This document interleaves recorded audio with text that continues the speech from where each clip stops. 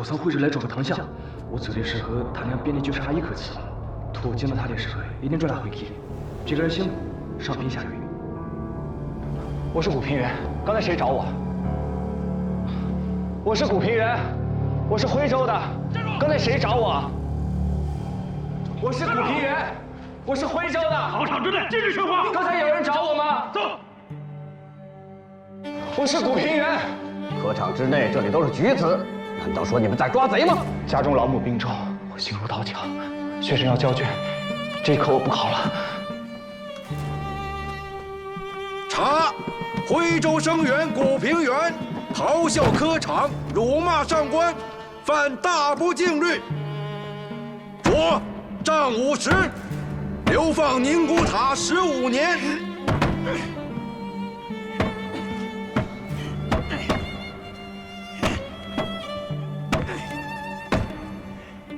走走。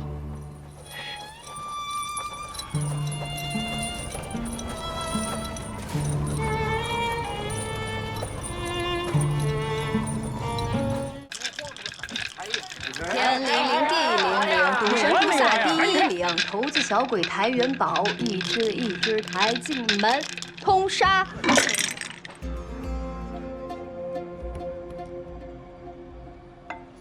7点，天门第一府，庄家第3府。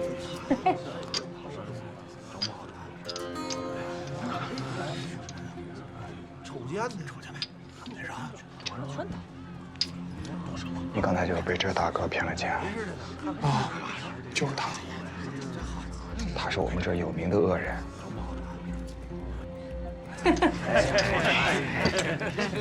你输了，是个对子。什么对的不对的？你看清楚，这张牌是10点，这张牌是11点，是你输了。你赖个屁啊！你赖个！哎，点子大就赢，点子小就输，也没有天杠地杠是吗？谁敢说不是？兄弟，你们关外都是这么玩牌的吗？这规矩我可没听说过。规矩，关外的规矩就是关外人一定会赢。识相的把你的手拿开，不然掰断你的指头。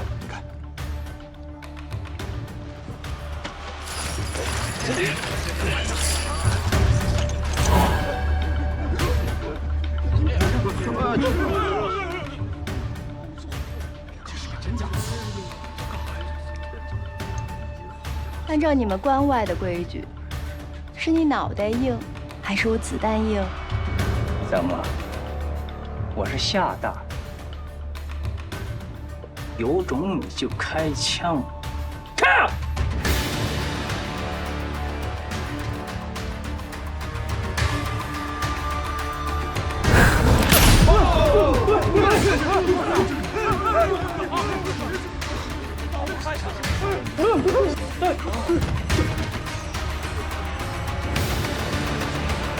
你猜我敢不敢？赌吗？我赌你不敢，你不敢。诸位，帮庄还是帮闲？再不下注，我就扣班级了。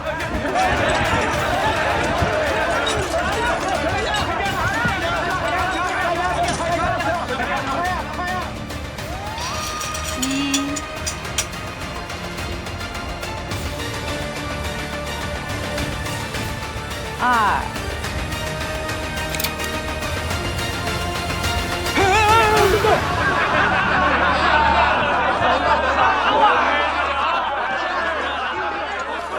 哎，李家大少爷，你让我等得好苦啊！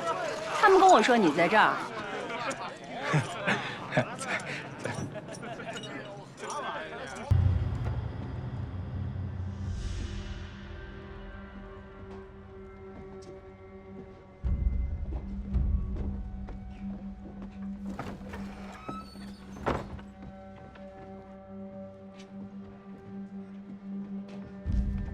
苏小姐，有什么需要效劳的地方，尽管开口。这是我当地的好朋友，武兄，他对宁古塔的事儿熟得很。我在这儿的马场买了300匹马，需要运到中原。古先生有什么好办法？买马，为什么要来这里啊？要是论耐力，川马、滇马都挺好，难道你要买的是军马？还不知尊驾是谁呢？我敢说，你敢听吗？这个雇大船从海路上走便是。这马要运到南边儿，坐海船岂非越走越远？马运到南边，你是？我怎么？古先生怕了可以先走。你是反贼，我是流民，没什么好怕的。顾兄，你不是想帮那对母子吗？陆小姐能走了，你跟那孩子自然也能走，帮他就帮你了。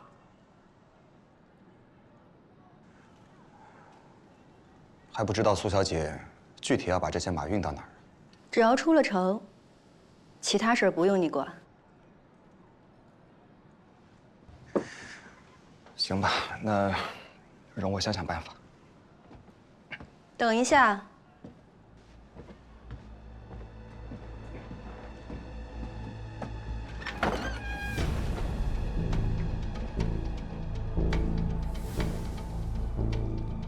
辛苦古先生。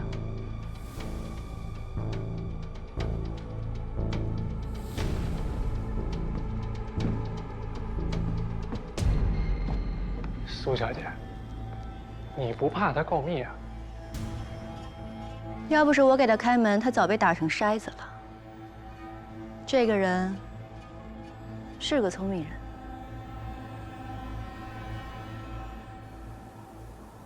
将军恭候万代，小明给您磕头了。天寒地冻的，跑这儿来干什么？受朋友之托，运点海盐回去。哪儿的人啊？回将军话，小明是山西平遥人。我听说山西之富全国第一，那儿的人放个屁都油裤裆。这点门包换到别人也就算了，你嘛，古平原去那么久，回来没有啊？刚刚回来。那怎么不告诉我呀？让他滚过来！这。将军，那小人告退。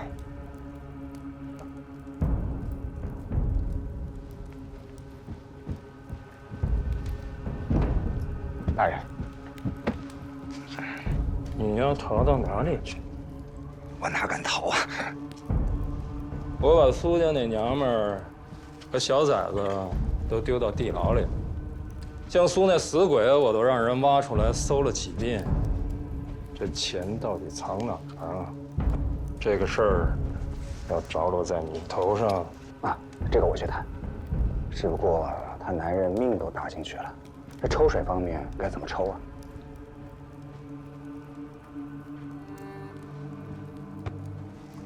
年前我要跑一趟吉林，孝敬上来，得多多的备银子。给你3天，事儿办不下来，明年让你上山抓黑瞎子去。是。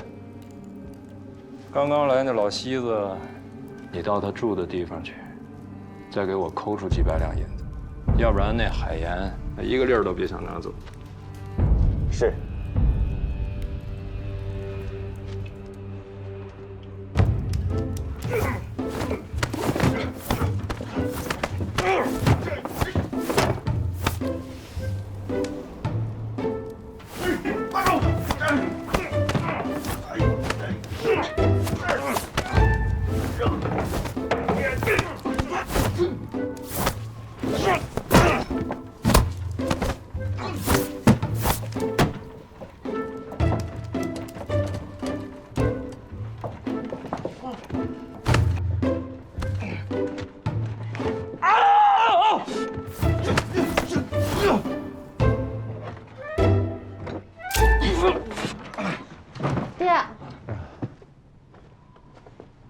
给我弄点茶来。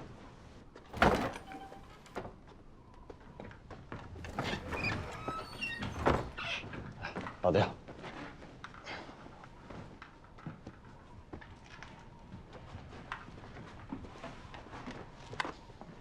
您说这天越来越冷啊，咱们在这待了2、3天了，哎呀，也是有点闲。你以为我不着急啊？那个姓徐的官儿啊，简直就是棺材里伸手，死要钱。顾先生说送2、300两，我想着早点能办下来，就多加了100两。他反倒不干了。那他什么意思啊？咱再加100两啊？不行，这个事儿啊，不能跟天灯油似的，一会儿100两，一会儿100两。他反倒不肯放我们走了。这事儿是我办的冒失了，只能等等了。等顾先生过来，我再向他请教。爹，那个古先生，我们是不是在进城的时候见过他一面？我怎么不知道？很威风的。上一次他来同我讲烧灶的事情，我就想起来了。你呀，怎么什么都记得住？你倒是应该好好想想，你是个女娃娃，别到处抢着跟人说话，一点规矩都没有。我去看看马，天儿实在太冷了，加一次料可能不够。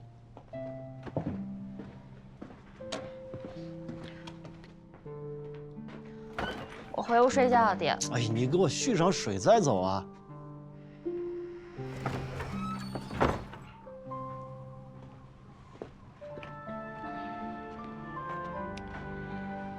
您不说，我哪敢给您续啊？弄得我一点规矩都没有，没大没小讨人厌。闺女，你知道这儿是什么地方吗？宁古塔，不是流犯，谁会待在这儿啊？防人之心不可无啊！咱们呀，老老实实的把事儿办完，回家过年。东打听西打听干嘛？爹，那你说那个古先生，是不是大盗，杀人如麻，吃人心肝什么的？山大王，你是听书听多了。那你打听打听呗。我这燃眉之急的事还解决不了呢，哪顾得上打听这无聊的事儿？睡觉去。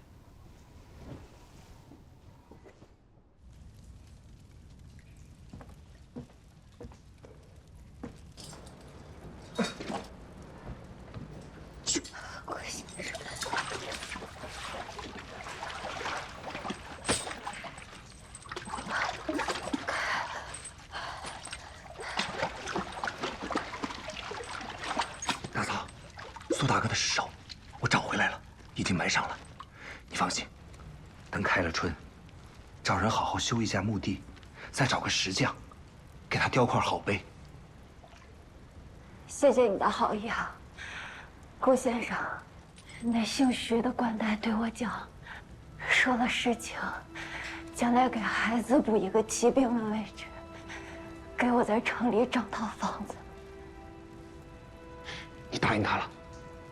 老虎跟你商量，只吃你的胳膊，留着你的腿，你能信啊？他恨不得把我们的骨头渣子都咬碎了吞。大嫂果然有见识，他还限了日子。今天3天，我会尽快救你们出来，你们一定要坚持住。顾兄弟，我只求你一件事，你一定要把孩子带走，我求你了。娘，我求你了，我哪儿也不走，你别，我就在家这边，就在家这边。我给你可早了，顾先生，我只求你给你件事，把孩子。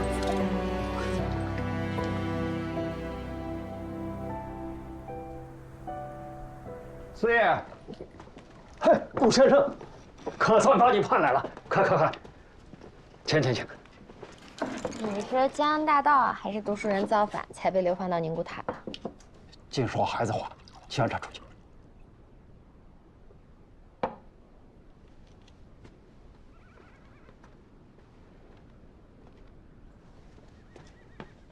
哎，郭先生，不知四爷上回给了多少门宝啊？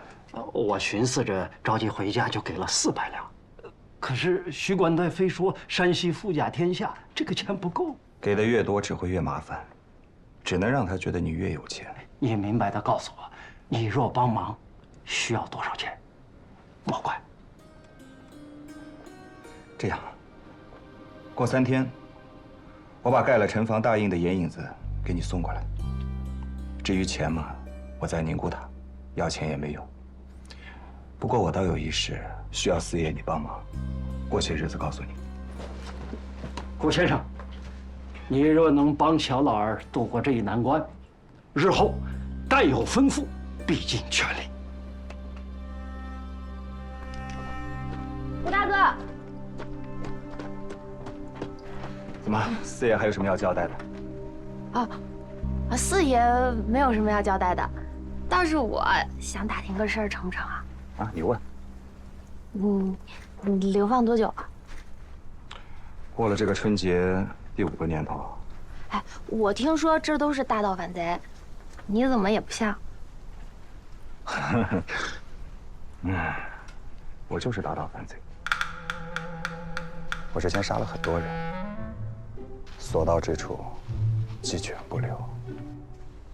我不仅杀他们，我还抽他们的筋，喝他们的血。吹牛吧你！你从头到脚就是个书生。我要是大盗反贼就好了，一刀抹了我，省得我在这里不仁不贵的熬着。哎，百无一用是书生啊，这鬼地方，以后能不来别来了。哎，你当我害怕吗？我跟着爹去西蒙送药材，春天的时候，到处都是狼群，我们睡觉都要点着火把自己围上，我也没怕过。这野物固然凶残，却比人强上许多。这天底下最歹毒的，就是人性。年纪轻轻，说话像个老头子。我有吗？你是犯什么罪来的？哎，不高兴可以不说啊。说也无妨。当年我会试的时候，就是考状元。是考状元。当年我会试的时候，有人在门外叫我的名字，说我娘在家中重病了。你说我哪还有心思再考下去？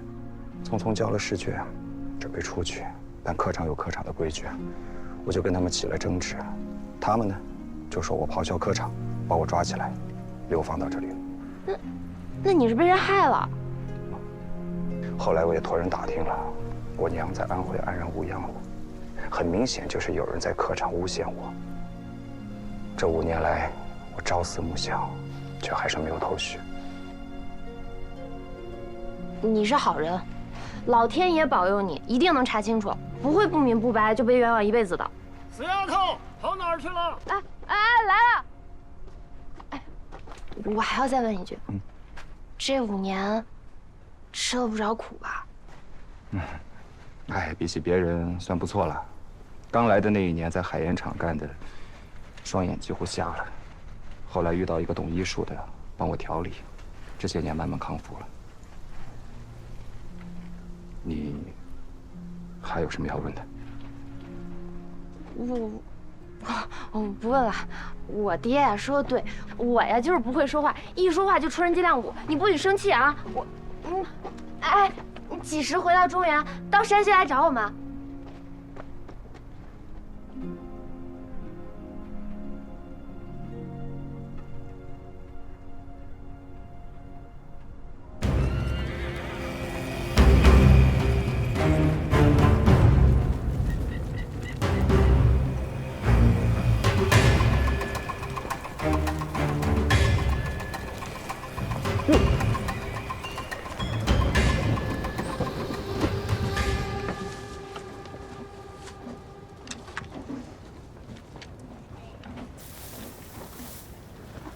这些俄国人，枪炮造的当真好。若是把他们弄到大清来造枪造炮，岂不是大发利市？眼下南方战事吃紧，连买枪炮都难，更别提造枪造炮。说到底，你们李家还是生意人。你跟着反贼倒也不怕。我当然怕呀。幸好我来之前，我爹跟我讲了你的身份，不然我做梦也想不到，还有你这样的漂亮女人做反贼。还有件事我也很纳闷，我爹那种树上掉下来片树叶都怕砸脑袋的人，怎么会和苏小姐认识？那是因为你们家连号遍及长江南北，全靠我护着。长江以南也许你家做生意，你说他胆子小，哼，商人见了钱，胆子比天还大。哎，你那朋友该到了吧？苏小姐在吗？谷兄，进来吧。进来，进来。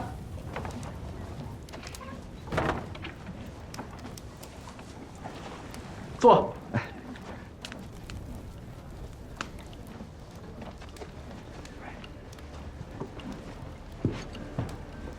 有主意了？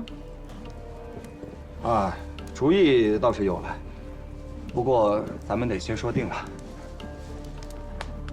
你讲，能答应的我自然答应。出宁古塔或许是有办法，只是出了城以后，你打算怎么走啊？我自然有办法。这可不行，你得给我指一条踏实的路。你这300匹战马，出了城以后，过哪个关卡都不容易。再说了，我还带着个孩子，我不能稀里糊涂的就把小命给丢了，是吧？哎呀，谷兄，我看你这就是害怕。我九死一生来到宁古塔，死我倒不怕，只是家中还有老母和兄弟，我不能因为伙同你们而连累到他们。你得让我信你。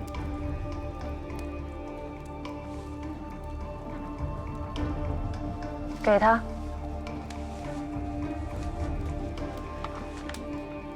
辽阳卫的守将是我们的人，他已经给我们准备好关防。我们出山海关入直隶，下山东，坐船回南。如此便好。谷先生不如同我一同回南，比留在中原要好得多。我不做反贼，这2个字很吓人吗？你宁可在这当奴才，也不肯为我效力。人各有志嘛。谷兄，你现在是个留人身份，谁敢收留你？谁敢保你？你想读书考不了功名，想做买卖，你连个籍贯都没有。你现在这样，你敢回家吗？天地之大，无处存身。这话见得明白。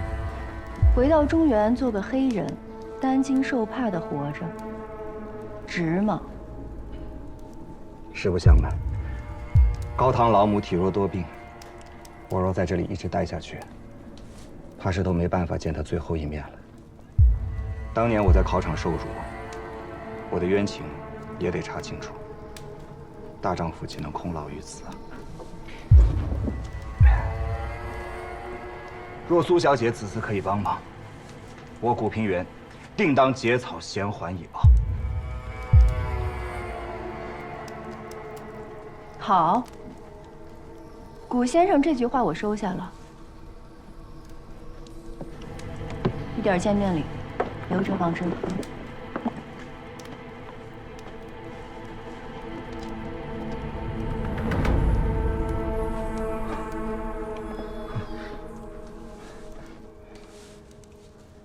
哎，李清少爷，你还未成亲吧？那自然是没有。那便好，咱们宁古塔的姑娘们可够劲儿，不成个亲再回去，太可惜了。你这说什么酒话？妙计呀！来，随我进城，给你挑个好的。为什么非得是我呀？不是你5省连号的李清大少爷，谁用得了那么大排场啊？不是，哎呀，这非得是我。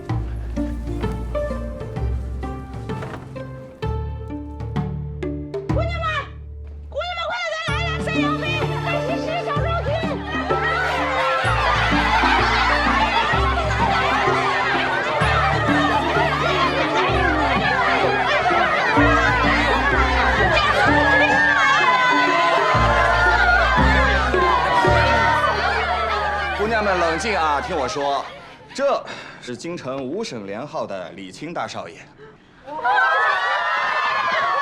昨天晚上他得了一梦，说非要在你们当中选择一个做他媳妇儿，还要带回京城做少奶奶呢。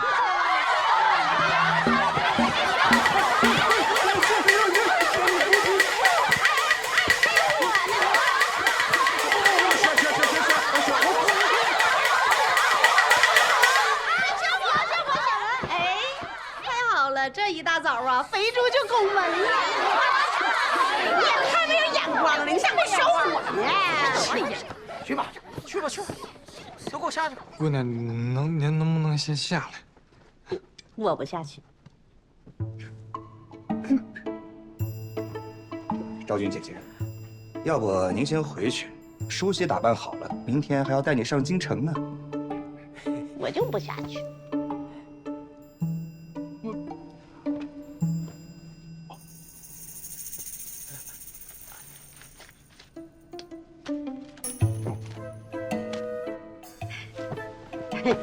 这还差不多。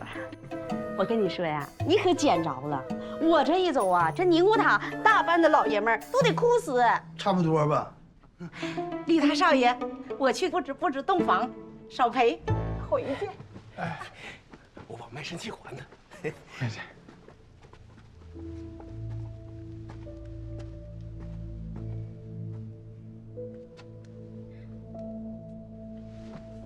多谢二位。 你快起来！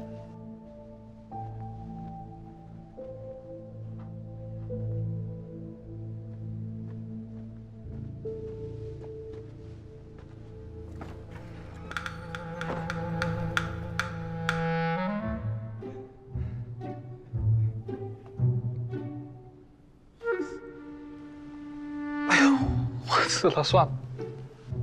温柔乡啊，看来你是舍不得走了。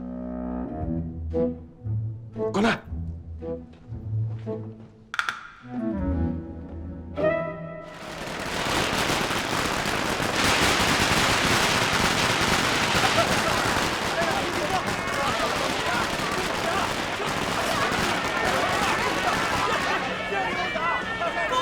新娘子出来了！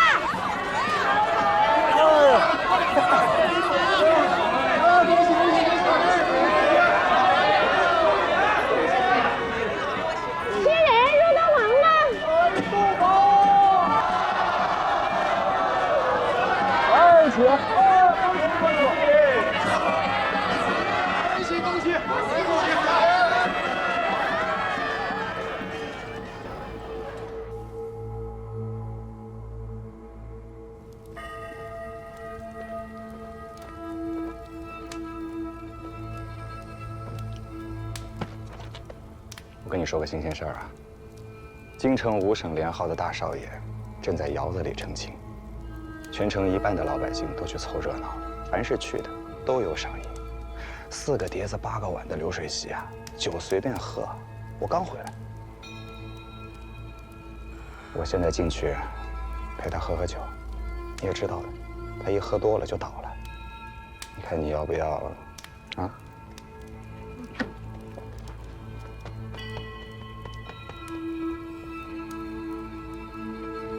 大人，我看你是嫌自己小命活够了，并不要等到明年春天，现在就把你扔到山里喂熊瞎子去。大人息怒啊，怎么生这么大气啊？交代你2件事，你办了没有？说。回禀大人，您交代我的2件事，我都办妥了。钱呢？我跟那母子俩都谈过了，他们说大人只要5万两银子，很仁慈了。要是能把他们母子送回中原，就算是10万两，也愿意乖乖的呈上啊。你答应的？啊？真的把他俩放了？你还有几年刑期啊？还有10年。你把银票骗出来，我给你减5年。当真？像那对母子一样，放我回中原？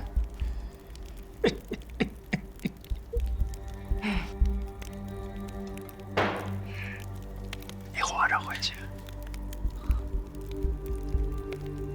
懂了，大人。那你好好喝着，这壶酒下去之前，我把银票给您送过来。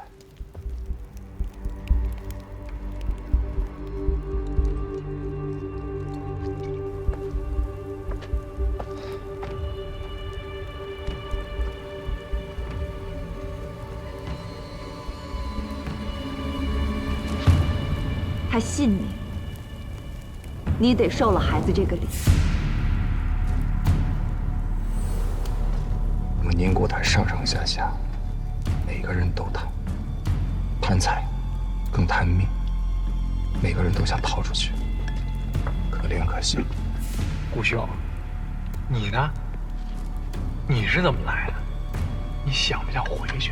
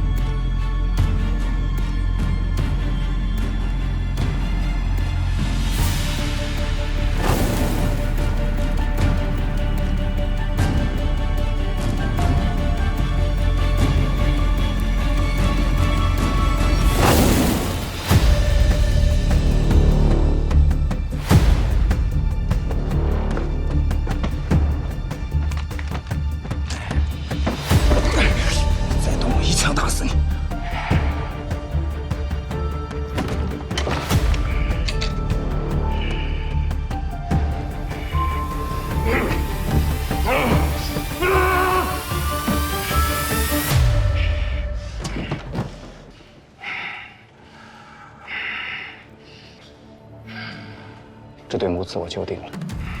姓徐的，我忍了5年，就为了这一天。惠氏被人陷害，我必须查出真相。你怎么了？你要哭啊？有话说。这样，不许喊。我一条贱命，大不了咱俩一起死。顾兄，你把他们放了，我钱不要了。这些年你敛的财也够了，逼死了那么多人命。今天的事情你要想秋后算账，只找我一个人，记住了吗？姓顾的，行。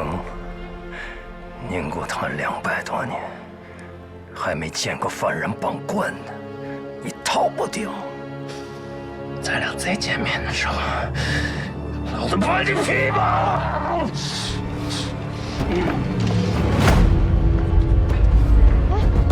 孩子，兄弟们快点，快点，快！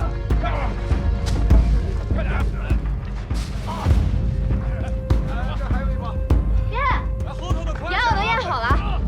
好，好了，准备回家。少手回家了。上马！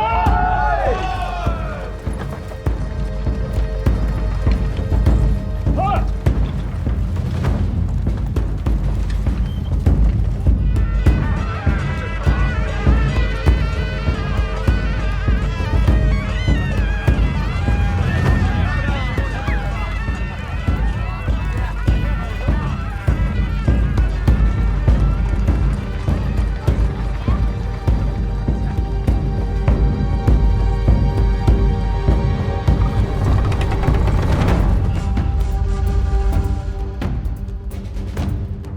你说只带2个人走，母子俩都得带走，留下视野后面。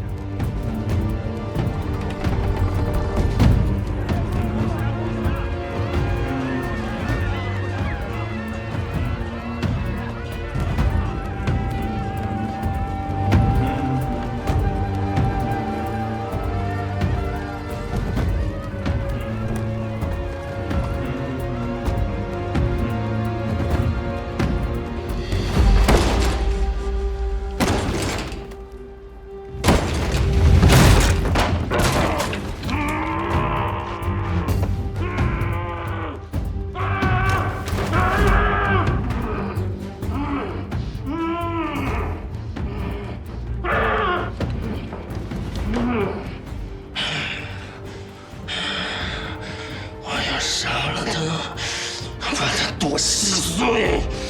我要杀了他！杀了他！同志，一路下去便是疗养，咱们就此作别了。你不和我们一起走？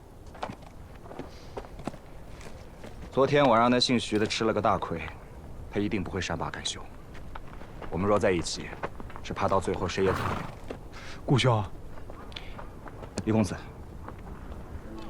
倘若这一次可以侥幸活下来，咱们中原再见吧。李兄，那就麻烦你照顾苏大嫂和她孩子。你放心吧，我都安排妥当了。我把他们娘俩放在京城的药铺里，买个身份，让孩子当个学徒。李家在这江南江北养了几万个伙计，还怕再多这2个？顾兄，我应了你。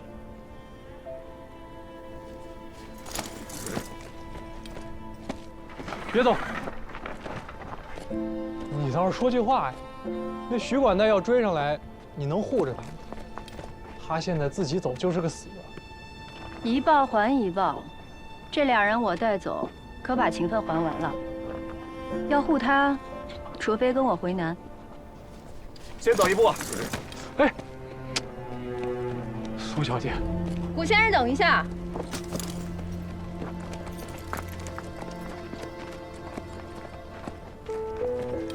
刚来宁古塔的时候，我还纳闷呢，这么多流放的犯人就这么住着，也不堪压起来。后来我想明白了，方圆几百里连个人烟都没有，逃都逃不出去。你哪里有别的路可逃？听天由命吧。你要答应跟我回南，我有办法保你平安无恙。我若是在宁古塔还有机会回去，但若是做了反贼，就真的一点机会都没有了。苏小姐的一番美意，我心领了，咱俩的账清了。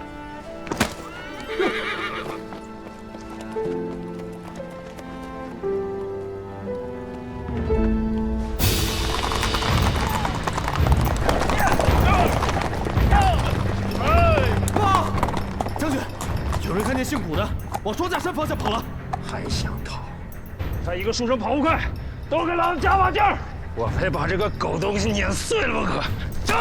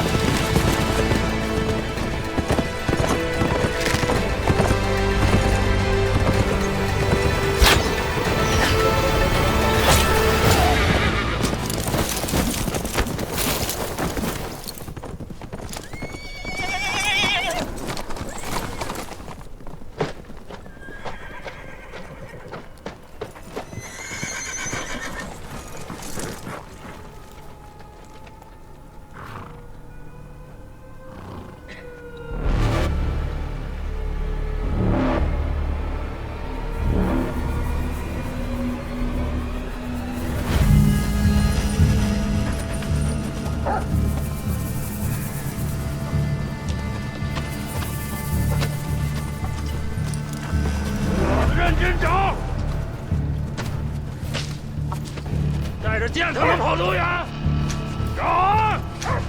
都给老子仔细了！不许你，都别动！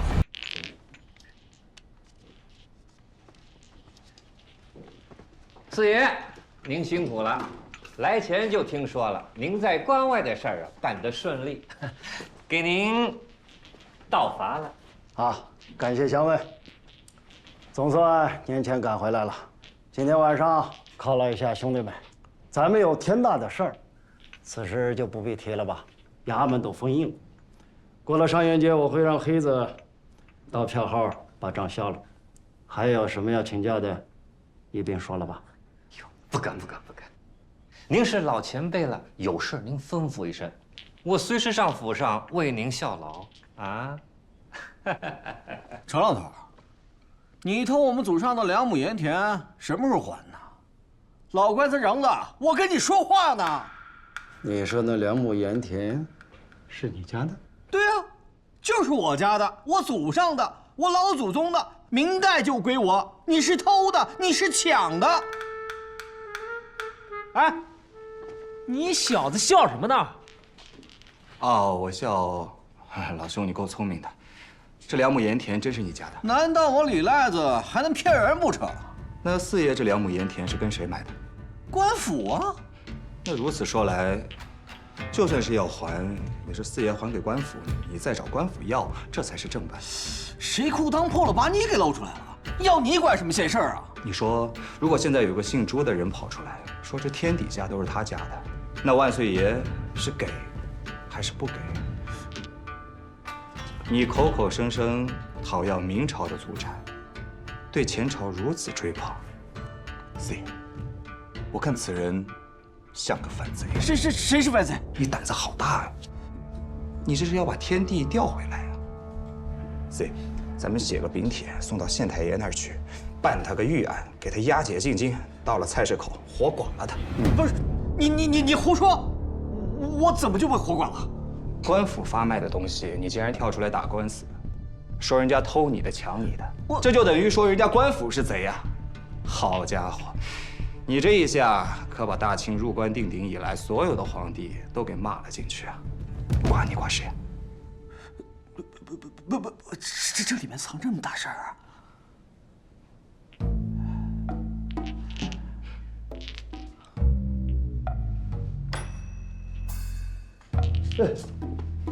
王天贵他这是坑我呀！莫要胡气，这和我们东家有什么关系啊？不是，你叫我帮个忙，就给我几个小钱，就送我去活剐了？啊！你们这帮丧良心的，这是等着，这事儿没完。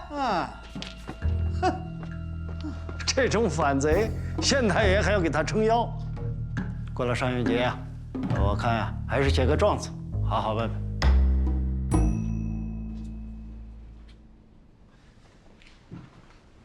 这位小哥，还未请教您是？我常侍远房的侄子，这次关外啊，他入守，我把他带回来以后，家里的事他要多管一些。先生听着不像本地人呀，倒有点像淮阳那边的口音。是啊，我是徽州人，读书不成，跟着四爷学做生意，还请指教。好说，好说。我今儿来呀，就是为了这份约。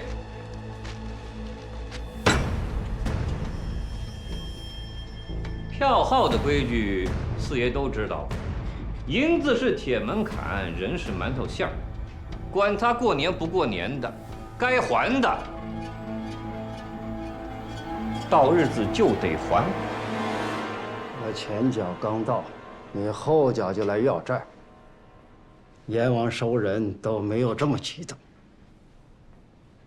今天黑子已经把账算完了，现银子就摆在那儿，你让王天贵自己赶着车来捞，我要跟弟兄们去喝酒去了。哎，四爷，等会儿。四爷呀，您好好看看，这钱呐不够，差多少？年后我再跑2趟，你们继续便是。你这个时候给我添堵，好玩吗？哎呀，四爷，我哪敢给您添堵呀？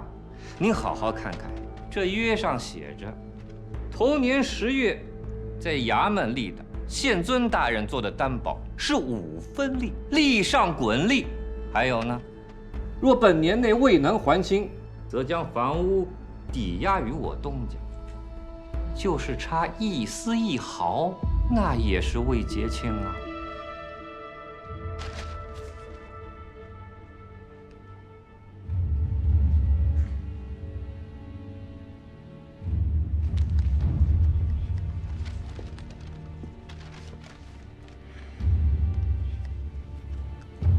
四爷，我来呀，就跟您讨2字儿。您要说成，我明天找人替您腾房子。我们东家呀，想在这过年了。您要说不成，我马上回去。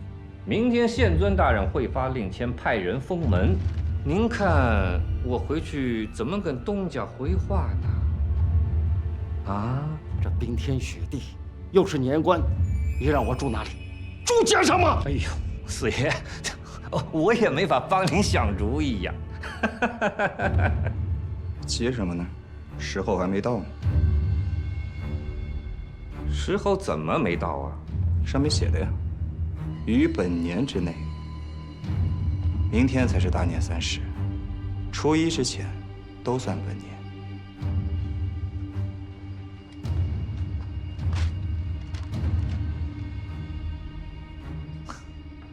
那又怎样啊？店铺上板，衙门封印，难道你阿金尿银能拿出来？非得年30把你轰到街上，你才高兴啊？约就是这么立的，白纸黑字就是这么写的。管家，你照做便是，请回吧。你好，好。我就再让你们喘1天气儿，我倒看看这银子怎么从天上掉下来。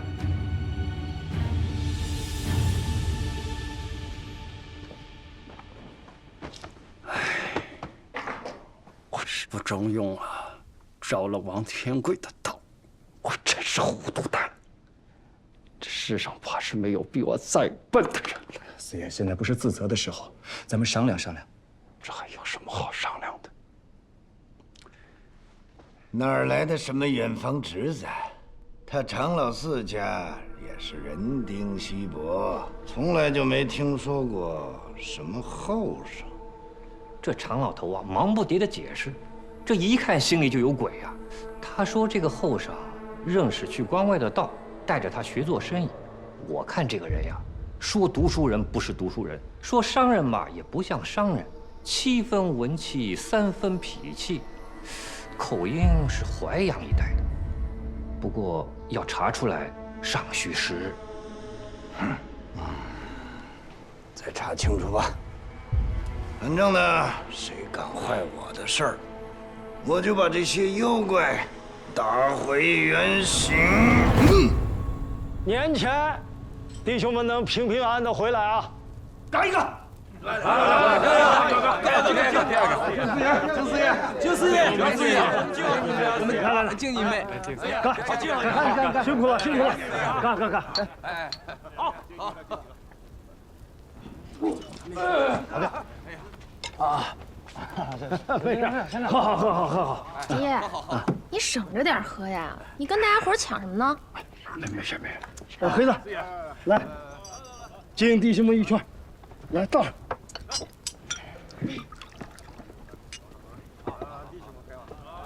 来，弟兄们！四爷过来敬酒了，兄弟们，来敬酒啊！看吧，年年如此，今儿一定要喝个烂醉。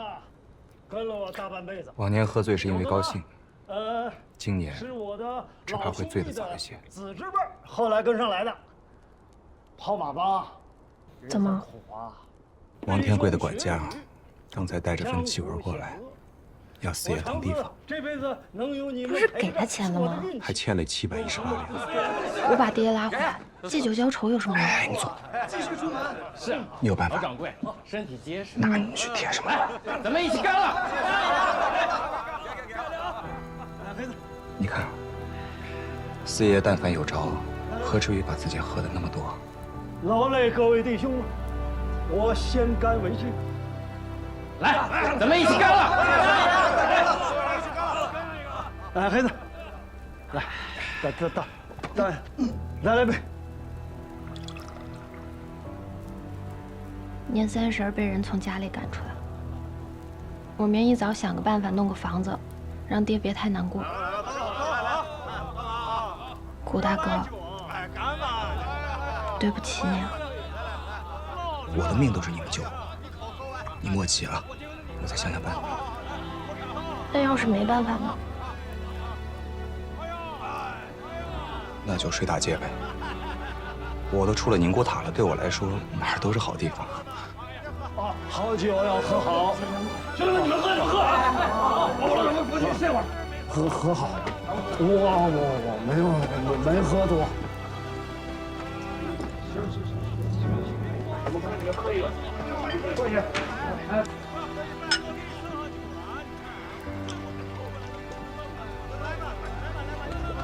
哎，你别哭哭啼啼的，你这样我怎么想办法？那我去别处。不是这个意思，你陪我出去走走，透透气，你也带我见识见识。走吧。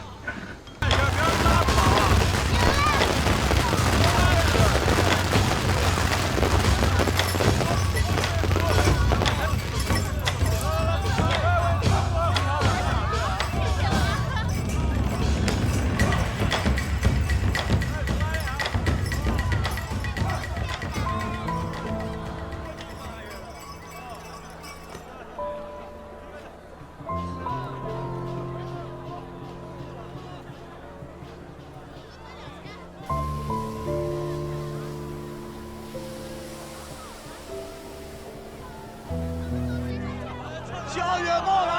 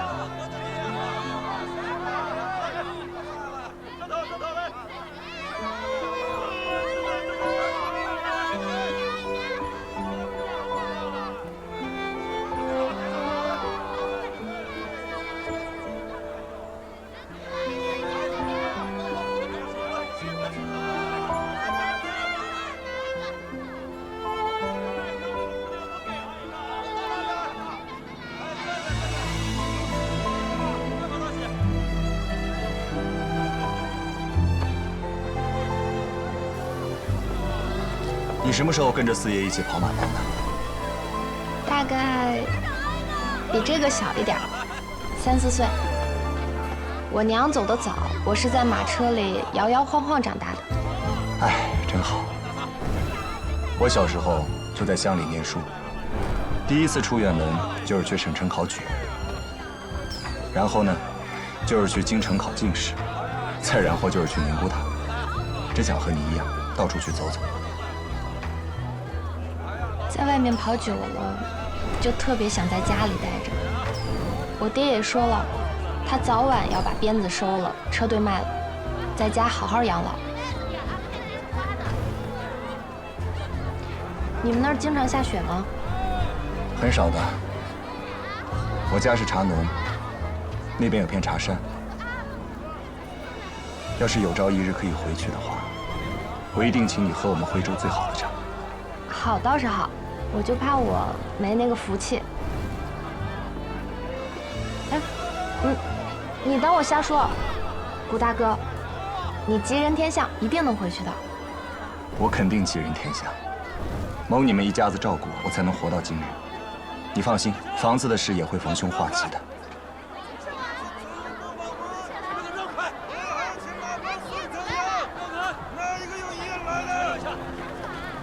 让开点！科技草原闹马湾，我也还要请马帮送一趟药。哪一个有医院来的？早就听闻平遥城富甲一方，这么晚了还有这么多做生意的。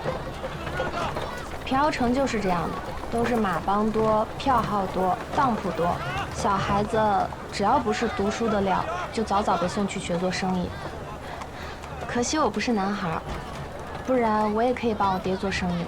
科技草原闹马湾，我也还要请马帮送一趟药。哪一个有医院来的？来，让一下！常姑娘，起开，别等着！我想到一个办法，可以解眼下的困局，你要不要走？草原上那几个王爷打起来了，听说是抢草场，专门派人过来买药。我这先给了应当，明天就要走。明天就到我坑去，我的伙计不给呀。说的对的，这兵荒马乱的，到了那边咱连句话都不会说。就是，我谢谢你了。哎，您是？我是常四爷的女儿。哦，那正兴四爷的，他来了吗？他跟伙计们在一起喝酒呢。我是四爷的族侄，四爷让我带句话，这单生意啊，他接了。四爷真是英雄了得呀！我操，他是真的敢去呀！哎，来，这件事情不好说笑。我没有说笑。你知道可哪啊？这个季节往西走啊，得过河水沼、翻多着山，那山高的呀，连鸟都飞不过个。今天请了这么多马帮的人，没人敢接手啊！我应付应付，让那个蒙古人明天再去别的地方碰运气。哎，你不相信我能做得了四爷的主？知头请。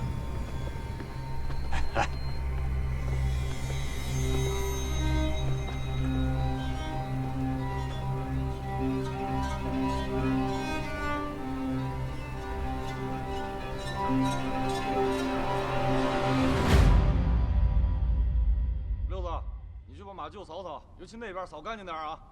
天亮把草料加足了。哦好，曾师傅，你检查检查马掌，喊个兄弟给你搭把手。哦。您好好看看，这约上写着，若本年内未能还清，则将房屋抵押于我东家。差多少？还差718两。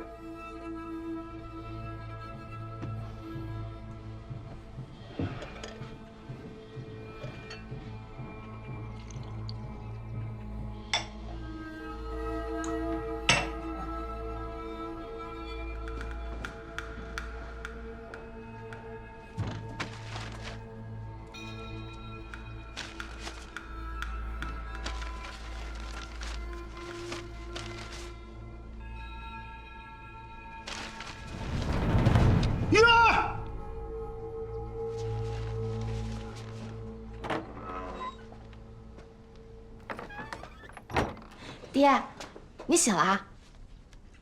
这银子从哪儿来的？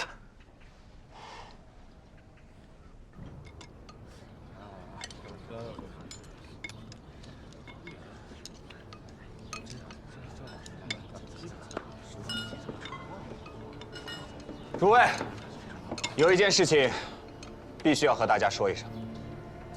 四爷这房子还差着银子呢。